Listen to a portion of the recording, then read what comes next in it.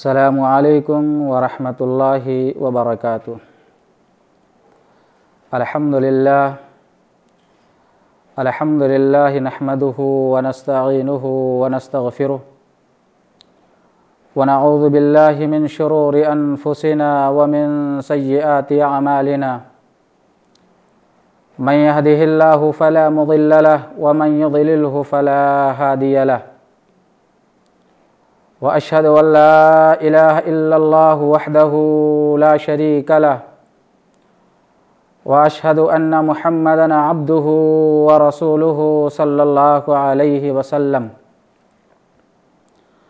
अरसलहु बिलहक्कि बशीरन व नज़ीरा व दाइयन इलल्लाहि बिइज़निहि व सिराजम मुनीरा। अम्मा बादु फ़इन्न खैरल हदीस किताबुल्लाह व खैरल हदी हदी मुहम्मदिन सल्लल्लाहु अलैहि वसल्लम व शर्रल उमूरि मुहदसातुहा व कुल्ल मुहदसतिन बिदअह व कुल्ल बिदअतिन ज़लाला व कुल्ल ज़लालतिन फिन्नार। फ़अऊज़ु बिल्लाहिस समीइल अलीम मिनश शैतानिर रजीम। बिस्मिल्लाहिर्रहमानिर्रहीम। या अय्युहन्नासुत्तक़ू रब्बकुमुल्लज़ी ख़लक़कुम मिन नफ़्सिन वाहिदा व ख़लक़ मिन्हा ज़ौजहा व बस्स मिन्हुमा रिजालन कसीरन व निसाअ वत्तक़ुल्लाहल्लज़ी तसाअलून बिही वल अरहाम इन्नल्लाह काना अलैकुम रक़ीबा। रब्बि इश्रह ली सदरी व यस्सिर ली अमरी वहलुल उक़दतम मिन लिसानी यफ़क़हू क़ौली। रब्बि ज़िदनी इल्मा। मोहतरम हाज़रीन, दीनी, मिल्ली और इस्लामी भाइयों और ख़वातीन मिल्लत, असल मौजू पर आने से पहले और अलिफ़ टीवी नाज़रीन को ये बताता चलूँ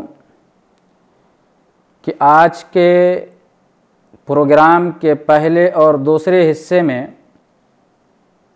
मेरे ख़िताब का मौजू है इस्लाम और मसाइल इंसानियत। मौजूदा दौर में इंसानियत के बहुत सारे मसाइल हैं और मज़हब इस्लाम ने इंसानियत के मसाइल को न सिर्फ़ हल करने की कोशिश की है बल्कि बहुत ही मुनज़्ज़म तरीक़े से और बेहतरीन अंदाज में मज़हब इस्लाम ने इंसानियत के मसाइल को हल किया है। दरअसल मज़हब इस्लाम का मुखातब जिन और इंसान हैं। हम और आप इंसानों की बस्ती में रहते हैं और ये प्रोग्राम और ये इज्तिमा इंसानों का इज्तिमा है।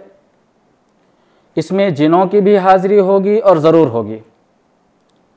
लेकिन मैं जिनों से मुताल्लिक़ कोई गुफ्तगू नहीं करूँगा। मैं अपनी गुफ्तगू को इंसानियत के मसाइल तक को महदूद रखूँगा। मोहतरम हज़रात, मज़हब इस्लाम के दो अहम सरचश्मे हैं। एक कुरान करीम जिसे अल्लाह तबारक व तआला ने नबी अकरम सल्लल्लाहु अलैहि वसल्लम की 23 साला ज़िंदगी में वक्तन फ़वक्तन, रफ्ता बरफ्ता और हालात और नज़ाकत के एतबार से नाजिल फरमाया और पूरे 23 साला ज़िंदगी के अंदर कुरान की तकमील करके, शरीयत की तकमील करके उम्मत को ये पैगाम दिया कि अल-यौमा अकमलतु लकुम दीनकुम व अतममतु अलैकुम निअमती व रदीतु लकुमुल इस्लाम दीना। इन दो सरचश्मों में सबसे बुनियादी चीज़ कुरान करीम है और दूसरा रसूलुल्लाह सल्लल्लाहु अलैहि वसल्लम की हदीस। मोहतरम हाज़रीन, अगर सरसरी तौर पर मुताला किया जाए तो ये मालूम होता है कि कुरान करीम ने इंसानों के मसले को छेड़ा है, या यूँ कहिए कि कुरान करीम का मौजू इंसान है और कुरान करीम ने इंसानों के मसाइल को अपना मौजू बहस बनाया है कि इंसान किस तरह से पैदा हुआ, कहाँ पैदा हुआ और पैदा होने के बाद उसकी क्या जिम्मेदारी है अल्लाह की शरीयत के साथ, अल्लाह के पैगाम के साथ, नबी अकरम सल्लल्लाहु अलैहि वसल्लम की लाई हुई शरीयत के साथ, कुरान करीम के साथ और सुन्नत रसूलुल्लाह सल्लल्लाहु अलैहि वसल्लम के साथ उसका क्या मामला होना चाहिए। और इसी तरह से दुनिया के मुख्तलिफ नशीब व फराज में किस तरीक़े से उसे अपनी ज़िंदगी गुजारनी चाहिए और अपनी ज़िंदगी को बसर करनी चाहिए। गर्ज़े की ज़िंदगी से लेकर आखिरत तक इंसानियत के जितने भी मसाइल हैं, मज़हब इस्लाम ने बड़ी संजीदगी के साथ इन तमाम मसाइल को हल किया है, इन तमाम मसाइल को उम्मत के सामने पेश किया है। अगरचे कुरान करीम का मौजू, कुरान करीम इंसान है, कुरान करीम का मौजू अगरचे इंसान है और अल्लाह तबारक व तआला ने इंसानों को मौजू बहस बनाया है। आप देखेंगे कि कुरान करीम के बेशुमार आयात में अल्लाह तबारक व तआला ने इंसानों का तज़किरा किया है और बहुत से मकामात पर रब्बे कायनात ने इंसानों का तज़किरा नहीं किया है, लेकिन उससे भी मुराद इंसान है। कुरान करीम में 101 मकामात पर अल्लाह तबारक व तआला ने इंसानों का तज़किरा फरमाया है और इंसानियत के मसाइल को हल करके इंसानों को उनकी जिम्मेदारी का एहसास दिलाया है। कुरान करीम में 20 मकामात पर अल्लाह तबारक व तआला ने या अय्युहल इंसान का जिक्र किया है और इसी तरीके से 63 मकामात पर अल इंसान का जिक्र किया है। इसी तरीके से अल्लाह तबारक व तआला ने 18 मकामात पर लफ्ज़ इंस का जिक्र किया है, जिसका माना और मफ़हूम भी इंसान होता है। गोया कि 101 मकामात पर अल्लाह तबारक व तआला ने इंसानों का तज़किरा करके इंसानियत के मसाइल को उम्मत के सामने पेश किया है। इसके अलावा बहुत सारे मकामात पर मुख्तलिफ़ असालीब के ज़रिया से, कहीं ज़मीर के ज़रिया से, कहीं इशारा के ज़रिया से अल्लाह तबारक व तआला ने इंसानियत के मसाइल को कुरान करीम के अंदर छेड़ा है और उनके मसाइल का तज़किरा किया है। जैसा कि मैंने शुरू में कहा कि मौजूदा दौर में इंसानियत के बहुत सारे मसाइल हैं और एक ही जगह पर इंसानियत के सारे मसाइल का तज़किरा करना ये मुमकिन नहीं है। लेकिन इस वक्त मैं इंसानियत के कुछ मसाइल, इंसानों के कुछ मसाइल को आपके सामने ज़िक्र करने की कोशिश करूँगा और ये बताने की कोशिश करूँगा कि किस तरह से मज़हब इस्लाम ने इंसानियत के मसाइल को समझा है, किस तरह मज़हब इस्लाम ने इंसानियत के मसाइल को हल करने की कोशिश की है और किस तरह से इंसानों के ताल्लुक़ से मज़हब इस्लाम ने उनके मुतालिक अहकामात और फ़रामीन नाजिल किए हैं। आज के इस प्रोग्राम में मैं सबसे पहले इंसानियत के ताल्लुक़ से जो बात ज़िक्र करने की कोशिश कर रहा हूँ वो ये है अखुवत और भाईचारगी का मसला। मज़हब इस्लाम में अखुवत और भाईचारगी का मसला, हमदर्दी और रवादारी का मसला बड़ी अहमियत का हामिल है। और इसी तरीके से मैं अपने ख़िताब में दूसरा मसला जो ज़िक्र करने की कोशिश करूँगा वो अमन व सलामती का मसला है। आज दुनिया से अमन व सलामती मफकूद हो चुकी है। जिधर देखिए लूट और घसूट का माहौल है, जुल्म और ज़्यादती का माहौल है, एक दूसरे के माल को हड़प करने का माहौल है, अमीर गरीब को सताने पर तुला हुआ है, ताकतवर कमज़ोर को परेशान करने पर लगा हुआ है। तो अमन व सलामती का मसला मौजूदा दौर के अंदर बड़ी अहमियत का हामिल है। तो ये दो मसले, अखुवत व भाईचारगी का मसला, हमदर्दी और रवादारी का मसला, और इसी तरीके से अमन व सलामती का मसला, ये दो मसले मैं इंशाअल्लाह अपने बहस में लाने की कोशिश करूँगा। अल्लाह ही मदद करने वाला है, वही तौफीक देने वाला है। रब्बि इश्रह ली सदरी वयस्सिर ली अमरी वहलुल उक़दतम मिन लिसानी यफ़क़हू क़ौली रब्बि ज़िदनी इल्मा। मोहतरम हज़रात, मज़हब इस्लाम में उख़ुव्वत और भाईचारगी की बड़ी अहमियत बतलाई गई है। और इसका अंदाज़ा आप इस बात से लगा सकते हैं कि अल्लाह तबारक व तआला ने कुरान करीम के अंदर उन मोमिनों के मुताल्लिक़, जिनके मुताल्लिक़ अल्लाह तबारक व तआला ने दूसरे मकामात पर फरमाया,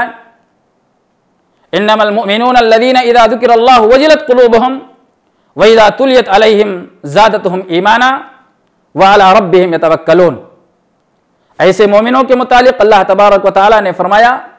कि इन्नमल मुमिनूना इख़वा, कि मोमिन आपस में भाई भाई हैं। गोया कि इस आयत के जरिया से अल्लाह तबारक व तआला ने एक मोमिन को दूसरे मोमिन का भाई करार दिया है। और यही नहीं, जब आप नबी अकरम सल्लल्लाहु अलैहि वसल्लम की अहादीस मुबारका को पढ़ेंगे, देखेंगे और उसके गहराई और गिराई तक पहुंचने की कोशिश करेंगे, तो आपको भी इस बात का पता चलेगा कि नबी अकरम सल्लल्लाहु अलैहि वसल्लम ने मुख्तलिफ अहादीस के अंदर एक मुसलमान को दूसरे मुसलमान का भाई करार दिया है। यहां तक कि एक हदीस में आप सल्लल्लाहु अलैहि वसल्लम ने फरमाया, अल मुस्लिम व अखुल मुस्लिम, एक मुसलमान दूसरे मुसलमान का भाई होता है। ये इस्लामी भाई होने के नाते एक मुसलमान भाई दूसरे मुसलमान पर यह अपने लिए रवा नहीं समझता कि उस पर जुल्म करे, उस पर ज्यादती करे, उसकी तहकीर करे, उसकी इज्जत को दागदार करे, उसके खून को अपने लिए हलाल समझे। ये सारी चीजें अल्लाह के रसूल सल्लल्लाहु अलैहि वसल्लम ने इस अल्फाज के जरिया से और इस जुमले के जरिया से अल्लाह तबारक व तआला ने उम्मत को यह पैगाम दिया है। आप अंदाजा करें कि इस हदीस के अंदर, जिसमें अल्लाह के रसूल सल्लल्लाहु अलैहि वसल्लम ने अल मुस्लिम व अखुल मुस्लिम फरमाया, उसके आगे हिस्से में अल्लाह के रसूल सल्लल्लाहु अलैहि वसल्लम ने फरमाया, अत्तक़वा हाहुना, अत्तक़वा हाहुना, अत्तक़वा हाहुना। तक़वा यहां है, तक़वा यहां है, तक़वा यहां है। 3 मरतबा अल्लाह के रसूल सल्लल्लाहु अलैहि वसल्लम ने अपने सीने मुबारक की तरफ इशारा करते हुए फरमाया, अत्तक़वा हाहुना, अत्तक़वा हाहुना, अत्तक़वा हाहुना। ऐ लोगों, बगौर सुन लो, तक़वा यहां है, तक़वा यहां है, तक़वा यहां है। उसके बाद अल्लाह के नबी सल्लल्लाहु अलैहि वसल्लम ने हदीस के अंदर फरमाया, इस हदीस के टुकड़े के आखिरी हिस्से में, किसी भी आदमी के बुरा होने के लिए काफी है कि वो अपने मुसलमान भाई पर ज्यादती करे, अपने मुसलमान भाई पर जुल्म करे, अपने मुसलमान भाई की तहकीर करे, अपने मुसलमान भाई की तदलील करे, अपने मुसलमान भाई की इज्जत को दागदार करे। आप अंदाजा करें कि अल्लाह के नबी अलैहिस्सलातु वस्सलाम ने एक मुसलमान को पहचानने का और एक मुसलमान को परखने का जो नमूना पेश किया है और जो दलील दी है, वो ये फरमाया है कि अगर आप ये जानना चाहते हैं कि एक मुसलमान दूसरे मुसलमान के साथ किस तरह से अपनी जिंदगी गुजार सकता है और किस तरह से उसको दायरे इस्लाम से या इस्लामी दायरे से उसको खारिज किया जा सकता है, तो ये समझ लेना चाहिए कि आया वो मुसलमान दूसरे मुसलमान पर जुल्म और ज्यादती को अपने लिए रवा और जायज समझता है या नहीं। अगर वो मुसलमान जो अपने आप को मुसलमान कहता है, जो अपने आप को ला इलाहा इल्लल्लाह और मोहम्मद रसूलुल्लाह का इकरार करने वाला तसव्वुर करता है और जो नबी अकरम सल्लल्लाहु अलैहि वसल्लम का उम्मती होने पर अपने आप पर फख्र करता है, अगर वो ये सारी चीजों की इकरार करने के बाद किसी मुसलमान भाई पर, किसी मुसलमान बहन पर, किसी मुसलमान खानदान पर जुल्म ज्यादती को अपने लिए रवा और जायज समझता है, तो गोया कि उसका इस्लाम से कोई ताल्लुक नहीं है, इस्लाम की तालीमात से कोई ताल्लुक नहीं है, इस्लाम के पैगामात से कोई ताल्लुक नहीं है और नबी अकरम सल्लल्लाहु अलैहि वसल्लम की लाई हुई शरीयत से कोई ताल्लुक उसका नहीं। गोया कि मुसलमान के लिए जायज ही नहीं है, मुसलमान के लिए यह जायज नहीं है कि वो अपने मुसलमान भाई की तहकीर करे, अपने मुसलमान भाई की तजलील करे, अपने मुसलमान भाई के खून को हलाल समझे, अपने मुसलमान भाई के माल और दौलत को बेजा तरीके से वो अपने लिए इस्तेमाल करना जायज तस्वुर करे। ये मुसलमान की अलामत और ये मुसलमान की निशानी नहीं हो सकती है। गोया कि अल्लाह तबारक व तआला और नबी अकरम सल्लल्लाहु अलैहि वसल्लम के इस फरमान के बाद यह बात आश्कारा हो जाती है कि मजहब इस्लाम ने एक मुसलमान के लिए दूसरे मुसलमान के तई अखुवत, हमदर्दी और एक दूसरे के साथ बिरादराना सलूक करने को बड़ी अहमियत करार दी है और इस बात की तरफ पैगाम दिया है और लोगों को इस बात की तरफ उभारा है कि लोग अपने दरमियान अखुवत और भाईचारगी को परवान चढ़ाएं और एक दूसरे के साथ बेहतरीन रवैया अख्तियार करें। मगर मौजूदा हालात में अगर जायजा लिया जाए, हालात का बनज़र गैर देखा जाए, तो यह पता चलता है कि इस वक्त मुसलमानों के ऊपर खुसूसन और सारे लोगों पर अमूमन जो परेशानियां और जो मुश्किलात हैं, आज जिस अंदाज से मुसलमान तरह तरह के मशाकिल में घिरा हुआ है और अपने आप को तरह तरह की परेशानियों में मुब्तला होता हुआ दिखाई दे रहा है, उसकी वजह यह है कि इस वक्त इंसानों के अंदर और मुसलमानों के अंदर जो रवादारी होनी चाहिए, जो हमदर्दी होनी चाहिए, जो उल्फत व मोहब्बत होनी चाहिए और जो अकीदत होनी चाहिए, वो अक्सर मफकूद हो चुकी है। आज मुसलमानों के अंदर वो मोहब्बत बाकी नहीं। आज सूरत हाल ये है कि एक मुसलमान के सामने अगर एक हिंदू भाई किसी परेशानी में मुब्तला होता हुआ नजर आ रहा है तो मुसलमान अपनी नजरों से देखते हुए उसको एवॉइड कर जाता है और ये उसके अंदर ये गैरत, ये हमीयत नहीं पैदा होती कि वो अपने गैर मुस्लिम भाई की मदद के लिए अपने आप को पेश करे। और यही मामला गैर मुस्लिम का भी है कि एक गैर मुस्लिम आदमी अगर अपनी नजरों के सामने एक मुसलमान पर किसी किस्म की ज्यादती होता हुआ देखता है तो उसके अंदर ये चीज पैदा नहीं होती, उसकी गैरत उसको इस बात की तरफ नहीं ललकारती कि इंसानियत के नाते, एक इंसान होने के नाते, आदम की एक औलाद होने के नाते, हव्वा की एक औलाद होने के नाते, एक तख्लीकी एतबार से भाई भाई होने के नाते वो एक दूसरे के ताउन करे और एक दूसरे की मदद करे। यही मामला ईसाइयों का है, यही मामला ईसाइयों का है, यही मामला यहूदियों का है और दुनिया में जितने भी इंसान हैं सारे इंसानों का यही मामला है कि कोई भी किसी के लिए अपने आप को आगे पेश करने की कोशिश नहीं करता। हालांकि आप अच्छी तरह से जानते हैं और जिसके आयत की मैंने तिलावत की है उस आयत के अंदर भी अल्लाह तबारक व तआला ने यही फरमाया है कि या अय्युहन्नास तक़ू रब्बकुम, ऐ लोगों अपने रब से डरो। किस रब से? जिस रब से, उस रब से डरो जिस रब ने तुमको एक नफ्स से पैदा किया है। अल्लज़ी खलक़कुम मिन नफ्सिन वाहिदा, एक नफ्स से पैदा किया, व खलक़ मिनहा ज़ौजहा व बस्स मिनहुमा रिजालन कसीरन व निसा, और उस एक नफ्स के जरिया से बहुत सारे मर्द को पैदा किया, बहुत सारी औरतों को पैदा किया। गोया कि तख्लीकी एतबार से अल्लाह तबारक व तआला ने, चाहे वो मुसलमान हो, चाहे वो गैर मुस्लिम हो, चाहे वो यहूदी हो, चाहे वो ईसाई हो या किसी भी मजहब और किसी भी अकीदे का हामिल और मुतहम्मिल हो, तख्लीकी एतबार से अल्लाह तबारक व तआला ने उनको भाई भाई करार दिया है। आप इस आयत करीमा को गौर से पढ़ें और तो सोचें और समझेंगे और आपको पता चलेगा कि कुरान करीम ने इस आयत के जरिया से इंसानों के अंदर जो तसव्वुर और जो नजरिया पेश किया है वो यही पेश किया है कि इंसान दुनिया के किसी भी खत्ते का रहने वाला हो, जुग्राफियाई एतबार से अरबी हो या अजमी हो, काला हो या गोरा हो, अमीर हो या गरीब हो, छोटा हो या बड़ा हो, तख्लीक एतबार से अल्लाह तबारक व तआला ने उसे भाई करार दिया है और इस तरीके से उसे के साथ बिरादराना रवैया अख्तियार करना चाहिए। मुस्तदरक हाकिम की रवायत में है कि एक मरतबा अल्लाह के नबी अलैहिस्सलातु वस्सलाम एक मजलिस में बैठे हुए थे। नबी अकरम सल्लल्लाहु अलैहि वसल्लम के साथ सहाबा किराम रज़ियल्लाहु अन्हुम की एक बड़ी टोली थी। सहाबा किराम का हुजूम था। नबी अकरम सल्लल्लाहु अलैहि वसल्लम अपने सहाबा के दरमियान बैठे गुफ्तगू कर रहे थे। इतने में एक सहाबी अल्लाह के रसूल सल्लल्लाहु अलैहि वसल्लम की मजलिस में पहुंचे। सही रिवायत है, मुस्तदरक हाकिम ने इस हदीस को अपनी किताब के अंदर रखा है कि इस मजलिस के अंदर अल्लाह के नबी सल्लल्लाहु अलैहि वसल्लम के पास एक दूसरे सहाबी इस हालत में आए कि उनके जिस्म पर एक ही कपड़ा था। नीचे कपड़ा पहने हुए थे और जिस्म का ऊपरी हिस्सा बिल्कुल खुला हुआ था। और याद रखें, पहले जमाने में गुर्बत का यह आलम था कि बहुत ही कम लोग ऐसे हुआ करते थे जिनके जिस्म पर दोनों कपड़े हुआ करते हों, वरना अक्सर तो ऐसे थे कि गुर्बत की वजह से उनके पास इतने कपड़े नहीं हुआ करते कि वो अपने जिस्म का सारा हिस्सा ढांप लें। बहरहाल नबी अकरम सल्लल्लाहु अलैहि वसल्लम के पास वो सहाबी रसूल आए और इस हालत में आए कि आपके जिस्म पर एक ही कपड़ा था। नबी अकरम सल्लल्लाहु अलैहि वसल्लम की मजलिस में बैठ गए और आप सल्लल्लाहु अलैहि वसल्लम की बात को सुनने लगे। अभी दरमियान में गुफ्तगू चल ही रही थी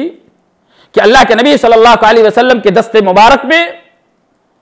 एक छोटी सी छड़ी या अपने जबान में लकड़ी कहिए कि अल्लाह के रसूल सल्लल्लाहु अलैहि वसल्लम के हाथ में वो एक मुख्तसर और छोटी सी छड़ी थी।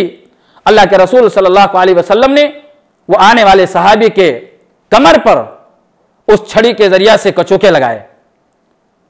लेकिन नबी अकरम सल्लल्लाहु अलैहि वसल्लम का हाथ जरा सख्त हो गया और छड़ी के लगने से, उस लकड़ी के लगने से सहाबी रसूल के जिस्म में तकलीफ हुई और फौरन उन्होंने अल्लाह के रसूल सल्लल्लाहु अलैहि वसल्लम से कहा कि अल्लाह के नबी सल्लल्लाहु अलैहि वसल्लम, आपने मेरे जिस्म को तकलीफ पहुंचाई है, मुझे लकड़ी से मारा है, लिहाजा मैं आपसे बदला लेना चाहता हूं। अल्लाह अकबर। आप अंदाजा करें, जिस मजलिस में हजरत अबू बकर सिद्दीक रज़ियल्लाहु अन्हु हो, हजरत उमर बिन खत्ताब रज़ियल्लाहु अन्हु हो, उस्मान गनी रज़ियल्लाहु अन्हु हो, अली इब्न अबी तालिब रज़ियल्लाहु अन्हु हो और दीगर अजिल्ले किराम और अजिल्ले सहाबा मौजूद हों, ऐसी मजलिस में एक सहाबी नबी अकरम सल्लल्लाहु अलैहि वसल्लम से बदले का मुतालबा करे, उनके दिलों पर क्या गुजरा होगा। मगर कुर्बान जाइए, नबी अकरम सल्लल्लाहु अलैहि वसल्लम की रवादारी पर, नबी अकरम सल्लल्लाहु अलैहि वसल्लम की हमदर्दी पर और नबी अकरम सल्लल्लाहु अलैहि वसल्लम के अदल इंसाफ पर कि जब अल्लाह के रसूल सल्लल्लाहु अलैहि वसल्लम से सहाबी रसूल ने फरमाया कि अल्लाह के रसूल सल्लल्लाहु अलैहि वसल्लम, मैं भी बदला लेना चाहता हूं और मैं भी आपके जिस्म पर उसी तरीके से मारूंगा जिस तरीके से आपने मेरे जिस्म पर मारा है। नबी अकरम सल्लल्लाहु अलैहि वसल्लम ने रजामंदी का इजहार कर दिया और कहा, ठीक है, तुम बदला ले सकते हो। अल्लाह के नबी सल्लल्लाहु अलैहि वसल्लम ने जब रजामंदी का इजहार किया तो सहाबी रसूल ने फरमाया कि मामला उस वक्त दुरुस्त होगा और बदला उस वक्त बदला कहलाएगा जब आप भी अपने जिस्म से कपड़े उतार दें। आपके जिस्म पर भी कपड़े नहीं रहना चाहिए जिस तरीके से हमारे जिस्म पर कपड़ा नहीं। गोया कि नबी अकरम सल्लल्लाहु अलैहि वसल्लम के उस कुर्ते को उतरवाने की कोशिश की गई जो कुर्ता आपके जिस्म मुबारक पर मौजूद था, मगर उसके बावजूद अल्लाह के रसूल सल्लल्लाहु अलैहि वसल्लम ने किसी किस्म की नाराजगी का इजहार नहीं किया और मुस्कुराए और मुस्कुराते हुए नबी अकरम सल्लल्लाहु अलैहि वसल्लम ने अपने कुर्ते को उतार दिया। कुर्ते को उतारना था, सहाबी रसूल अल्लाह के रसूल सल्लल्लाहु अलैहि वसल्लम के तरफ आगे बढ़े और अल्लाह के रसूल सल्लल्लाहु अलैहि वसल्लम के जिस्म से अपने जिस्म को चिमटा लिया और साथ ही एक फरमाया कि गौर करें, अल्लाह के रसूल सल्लल्लाहु अलैहि वसल्लम के सामने किस तरह से सहाबी रसूल ने जुमला इस्तेमाल किया, उस पर अंदाजा करने की और उस पर गौर करने की जरूरत है। सहाबी रसूल ने फरमाया कि वो हाथ टूट जाएं, उस हाथ के अंदर से ताकत और कुव्वत खत्म हो जाए जो हाथ नबी अकरम सल्लल्लाहु अलैहि वसल्लम पर उठने वाला हो। यह कहने के बाद उन्होंने कहा, अल्लाह के रसूल सल्लल्लाहु अलैहि वसल्लम, मैं कतई तौर पर आपसे बदला लेने का इरादा नहीं रख रहा था, मैं तो मौके की तलाश में था कि किस तरीके से आपके जिस्म से कपड़ा उठे और मैं आपके जिस्म से अपना जिस्म मिला लूं। याद रखें, अगर नबी अकरम सल्लल्लाहु अलैहि वसल्लम के सामने सहाबिया रसूल इस बात का तस्करा न करते तो हकीकी मानों में नबी अकरम सल्लल्लाहु अलैहि वसल्लम ने हमदर्दी और रवादारी का वो बेहतरीन नमूना पेश किया और यह बता दिया कि अदल और इंसाफ जब तक बाकी नहीं रहेगा उस वक्त तक मुसलमानों के अंदर हमदर्दी और रवादारी बाकी नहीं रह सकती है। मैं एक वाक़ये की तरफ मुख्तसर तौर पर इशारा करता चलूं कि और किस तरीके से आज उम्मत के अंदर जरूरत है कि हम अपने सफ़ों के अंदर हमदर्दी, मोहब्बत और रवादारी के पैगाम को आम करें। आपने नबी अकरम सल्लल्लाहु अलैहि वसल्लम के जमाने का एक वाक़या सुना होगा कि एक मखजूमी औरत ने नबी अकरम सल्लल्लाहु अलैहि वसल्लम के जमाने में चोरी का इर्तिकाब कर लिया और यह मखजूमी औरत बड़े खानदान से ताल्लुक़ रखती थी। खानदान वालों ने चाहा, खानदान वालों ने समझा कि अगर इस मखजूमी औरत को चोरी की बुनियाद पर अगर उसे सजा दी गई तो ऐसी सूरत में न सिर्फ उसके हाथ काटे जाएंगे बल्कि पूरे कौम और माशरे की और पूरे खानदान की नाक कट जाएगी। इसलिए उन लोगों ने इस सजा के अंदर तखफीफ कराने की कोशिश की और आखिरकार नौबत यहां तक पहुंची कि हजरत उसामा रज़ियल्लाहु अन्हु के पास सिफारिश के तौर पर पहुंचे और अल्लाह के रसूल सल्लल्लाहु अलैहि वसल्लम के सामने उसामा रज़ियल्लाहु अन्हु को पेश करने का मुतालबा किया और कहा, ऐ उसामा रज़ियल्लाहु अन्हु, आप जाकर नबी अकरम सल्लल्लाहु अलैहि वसल्लम से सिफारिश करें और कहें कि सजा के अंदर किसी किस्म की तखफीफ हो जाए। उसामा रज़ियल्लाहु अन्हु ने नबी अकरम सल्लल्लाहु अलैहि वसल्लम के सामने हाजिर होकर कहा और कौम और मखजूम कबीले मखजूम की बात को उनके सामने रखा। अल्लाह के रसूल सल्लल्लाहु अलैहि वसल्लम का चेहरा मुतगय्यर हो गया और हजरत उसामा रज़ियल्लाहु अन्हु से फरमाया, या उसामा, अतशफ़उ हद मिन हुदूदिल्लाह, लौ अन्ना फातिमा बिन्त मुहम्मदिन सरकत लक़तअतु यदहा। उसामा, आप कितनी बड़ी जसारत कि अल्लाह के हद में, अल्लाह के कानून में तखफीफ करने के लिए तुम मुझसे सिफारिश करने के लिए आए हो। तुम्हें नहीं मालूम कि शरीयत इस्लामिया ने चोरी की यह हद मुकर्रर की है कि चोरी करने वाले के हाथ को काट दिया जाएगा। सुन लो, यह तो एक मखजूमी औरत का मसला है, यह तो मोहम्मद रसूलुल्लाह सल्लल्लाहु अलैहि वसल्लम के घराने से अलग का मसला है, यह किसी और बाप की बेटी का मसला है। लौ अन्ना फातिमा बिन्त मुहम्मदिन सरकत लक़तअतु यदहा, अगर मोहम्मद की लख्ते जिगर आयशा रज़ियल्लाहु ताला अन्हा की बेटी फातिमतुज़ ज़हरा रज़ियल्लाहु अन्हा, खदीजा की लख्ते जिगर हजरत फातिमा रज़ियल्लाहु अन्हा ये भी चोरी कर बैठे और वो भी जुर्म के मुर्तकिब हो जाएं तो ऐसी सूरत में मोहम्मद रसूलुल्लाह सल्लल्लाहु अलैहि वसल्लम उनका भी हाथ काटने के लिए तैयार हैं। मेरे भाइयों, आप अंदाजा करें कि अल्लाह के रसूल सल्लल्लाहु अलैहि वसल्लम ने किस तरीके से अदल इंसाफ को कायम करके अवाम के अंदर हमदर्दी और मोहब्बत को बरकरार रखा, रवादारी को बरकरार रखा है। आज जरूरत इस बात की है कि हम मौजूदा दौर में इन सुलगते हुए हालात में, जबकि आज हर चाहर जानिब नफ्सा नफ्सी का आलम है और हर ताकतवर कमजोर को सताने के दर पर है, जरूरत यह है कि हम मसावात, रवादारी और हमदर्दी को परवान चढ़ाएं और एक दूसरे के साथ हमदर्दी का रवैया अख्तियार करते रहें। इंशाअल्लाह मैं मजीद वाकयात के साथ अपने दूसरे प्रोग्राम में इस बात की वजाहत करूंगा कि मजहब इस्लाम ने किस तरीके से अपने मानने वालों को रवादारी का हुक्म दिया है और सहाबा किराम रज़ियल्लाहु ताला अन्हुम अजमईन ने रवादारी को परवान चढ़ाया है और इसी तरीके से इंसानियत के मसाइल को मजहब इस्लाम ने किस तरह से हल किया है। अल्लाह तबारक व तआला से दुआ है कि अल्लाह तबारक व तआला हमें इंसानियत के मसाइल को समझने और उस पर को हल करने की तौफीक अता फरमाए और मौजूदा दौर में मुसलमान खुसूसन और दुनिया के सारे लोग अमूमन जिस तरीके से परेशानी में मुब्तला हैं, अल्लाह तबारक व तआला एक दूसरे के साथ काम आने और एक दूसरे की मदद करने की तौफीक अता फरमाए। आमीन। व आखिरु दावाना अनिल हम्दुलिल्लाहि रब्बिल आलमीन। वस्सलामु अलैकुम व रहमतुल्लाहि व बरकातुहू।